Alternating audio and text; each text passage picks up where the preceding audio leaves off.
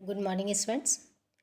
समाजशास्त्र में अध्ययन की सुविधा की दृष्टि से हम देखते हैं कि समय समय पर अनेक शाखाओं और उपशाखाओं की स्थापना की गई। आदिम समाजों के समाजशास्त्रीय अध्ययन के लिए सामाजिक मानवशास्त्र की स्थापना की गई। समाज से संबंधित मनोवैज्ञानिक पक्ष का गहन अध्ययन करने के लिए सामाजिक मनोविज्ञान एक विशिष्ट विषय के रूप में विकसित हुआ।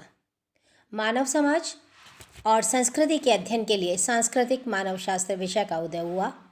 मानव समाज और संस्कृति के अध्ययन के लिए सांस्कृतिक मानवशास्त्र विषय का विकसित हुआ। मानव समाज और संस्कृति के अध्ययन के लिए सांस्कृतिक मानवशास्त्र विषय का विकास हुआ। इसी प्रकार से अनेक शाखाएं समाजशास्त्र में विकसित हुईं। विभिन्न समाजों जैसे आदिम समाज, नगरीय समाज, औद्योगिक समाजों आदि विशिष्ट अध्ययन के लिए समाजशास्त्र में सामाजिक मानवशास्त्र, नगरीय समाजशास्त्र, औद्योगिक समाजशास्त्र, ग्रामीण समाजशास्त्र जैसी विशिष्ट शाखाओं की स्थापना हुई। इसी क्रम में ग्रामीण समाजों का समाजशास्त्रीय दृष्टिकोण विशिष्ट शाखाओं की स्थापना की गई।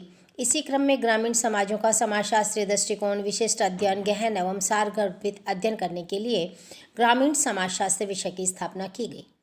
ग्रामीण समाजशास्त्र का मुख्य उद्देश्य ग्रामीण समाजों का समाजशास्त्रीय परिप्रेक्ष्य से अध्ययन करके इन समाजों की सामाजिक व्यवस्था, सामाजिक अव्यवस्था और उनमें होने वाले परिवर्तनों का गहन अध्ययन करना था और उनसे संबंधित समाजशास्त्रीय सिद्धांतों का निर्माण करना था, और यह सब ग्रामीण समाजशास्त्र के माध्यम से ही किया जा सकता था। ग्रामीण समाजशास्त्र के अर्थ को समझने के लिए हम यदि विभिन्न विद्वानों की राय जानें तो हम देखेंगे, यदि हम शाब्दिक तौर पर इसको देखें तो हम देखते हैं कि ग्रामीण समाजशास्त्र अंग्रेजी के रूरल सोशियोलॉजी का हिंदी रूपांतर है और ये 3 शब्दों से मिलकर बना हुआ है। समाज शब्द से तात्पर्य व्यक्तियों के पारस्परिक संबंधों की व्यवस्था से है। ग्रामीण पर्यावरण में निवास करने वाले व्यक्तियों के पारस्परिक संबंधों की व्यवस्था को हम ग्रामीण समाज कहते हैं, और इस प्रकार से ग्रामीण समाज के क्रमबद्ध एवं व्यवस्थित अध्ययन करने का शास्त्र ग्रामीण समाजशास्त्र कहलाता है। हम यदि स्मिथ की परिभाषा को देखें तो उन्होंने लिखा कि ग्रामीण सामाजिक संबंधों के व्यवस्थित ज्ञान को ही हम सही अर्थों में ग्रामीण जीवन का समाजशास्त्र कह सकते हैं। यानी ग्रामीण समाजशास्त्र अथवा उत्तम रूप में ग्रामीण जीवन का समाजशास्त्र ज्ञान की व्यवस्थित शाखा है, जो ग्रामीण समाज, इसके संगठन, इसकी संरचना तथा इसकी प्रक्रिया में वैज्ञानिक विधि के परिणामस्वरूप पनपी है। इसी तरह हम गिलिट की परिभाषा को देखें तो उन्होंने कहा कि हम ग्रामीण समाजशास्त्र को समाजशास्त्र की वह शाखा मान सकते हैं जो ग्रामीण समुदायों का उनकी दशाओं, उनकी प्रवृत्तियों के अन्वेषण एवं प्रगति के सिद्धांत निर्माण हेतु व्यवस्थित अध्ययन करते हैं।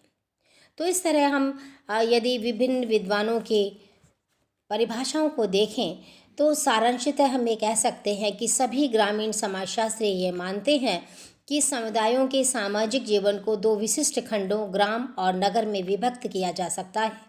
यद्यपि ये दोनों परस्पर अंतःक्रिया करते हैं तथा प्रत्येक दूसरे से प्रत्येक रूप से भिन्न और विशिष्ट हैं। इस तरह हम निष्कर्ष तौर पर यदि देखें तो हम कह सकते हैं, नंबर 1 कि ग्रामीण समाजशास्त्र समाज की एक विशिष्ट एवं महत्वपूर्ण शाखा है। नंबर 2, ग्रामीण समाजशास्त्र ग्रामीण पर्यावरण में मानवीय संबंधों का अध्ययन करता है। नंबर 3, ग्रामीण समाजशास्त्र का भौतिक कार्य ग्रामीण समाज के विकास के विषयों को खोज करके निकालना है। और नंबर 4, ग्रामीण समाजशास्त्र ग्रामीण समस्याओं के निराकरण, ग्रामीण पुनर्निर्माण और उत्थान में व्यवहारिक योगदान देने वाला है। नंबर 5, ग्रामीण समाजशास्त्र ग्रामीण अंतःक्रियाओं, सामाजिक प्रक्रियाओं, सामाजिक संबंधों, ग्रामीण जनसंख्या समूहों, समुदायों, ग्रामीण सामाजिक संगठन, सामाजिक व्यवस्था, अव्यवस्था तथा उनमें होने वाले परिवर्तनों का अध्ययन करता है। हम यदि ग्रामीण समाजशास्त्र की उत्पत्ति और विकास तो हम ये देखेंगे कि प्रारंभ में मानव जंगल में रहता था, आखेटक अवस्था में था। उसकी आर्थिकी शिकार करने, खाद्य सामग्री एकत्रित करने, मछली पकड़ने, पशुपालक वाली अवस्था थी। और ग्रामीण समाज से पूर्व की अवस्था वाले समाज आदिम समाज, जनजातीय समाज, आखेटक समाज, मछली पालक समाज, घुमंतु पशुपालक समाज अनेक प्रकार के हमें देखने को मिले। इन समाजों का अध्ययन सामाजिक मानव शास्त्र करता था। जब मानव ने कृषि करना प्रारंभ किया और एक स्थान पर स्थायी रूप से रहने लगा, तब ग्रामों का विकास हुआ। मानव के विभिन्न समाजों के विकास का क्रम आदिम समाज, ग्रामीण समाज, कस्बाई समाज, नगरीय समाज, औद्योगिक समाज और महानगरीय समाज के रूप में रहा।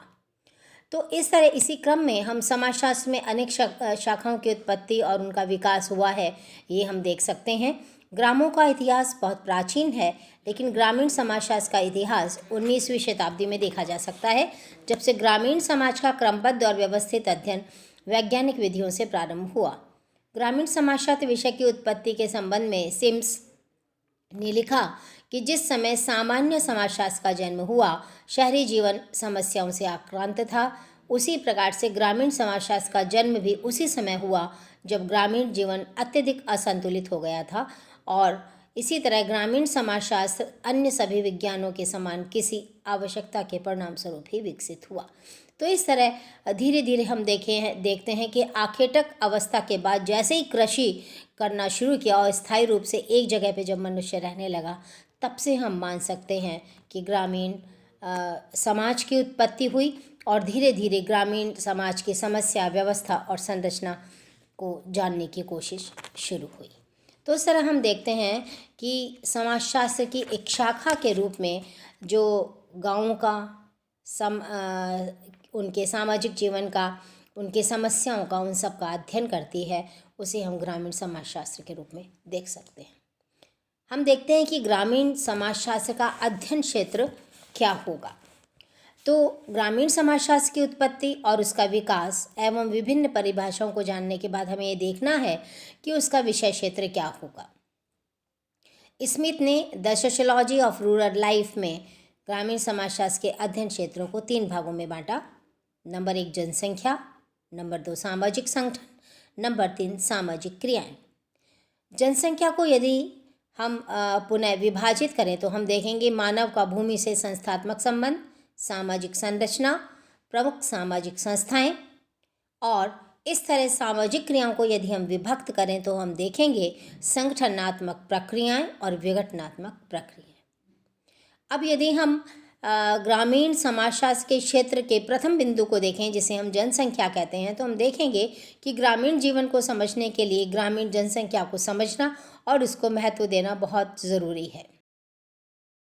ग्रामीण समाज और ग्रामीण जीवन ग्रामीण जनसंख्या के लक्षणों के आधार पर ही आधारित होता है। इसलिए ग्रामीण जनसंख्या का वितरण, घनत्व, वृद्धि, शारीरिक एवं मानसिक विशेषताएं, जनसंख्या का आगमन, निगमन आदि अध्ययन किए जाने चाहिए।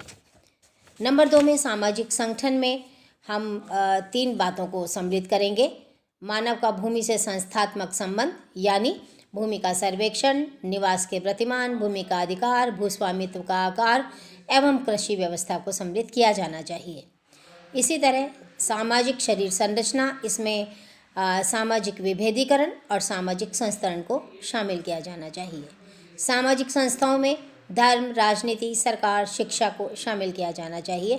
और सामाजिक प्रक्रियाओं में हम देखें तो संगठनात्मक और विघटनात्मक प्रक्रियाएं आएंगी, जैसे सहयोग, प्रतिस्पर्धा, संघर्ष, व्यवस्थापन, एकीकरण, संस्कृतिकरण एवं सामाजिक गतिशीलता। तो इस तरह हम ग्रामीण समाजशास्त्र के विषय क्षेत्र को इन विभिन्न भागों में बांटेंगे और उसके आधार पर संपूर्ण समाज का अध्ययन करेंगे। धन्यवाद।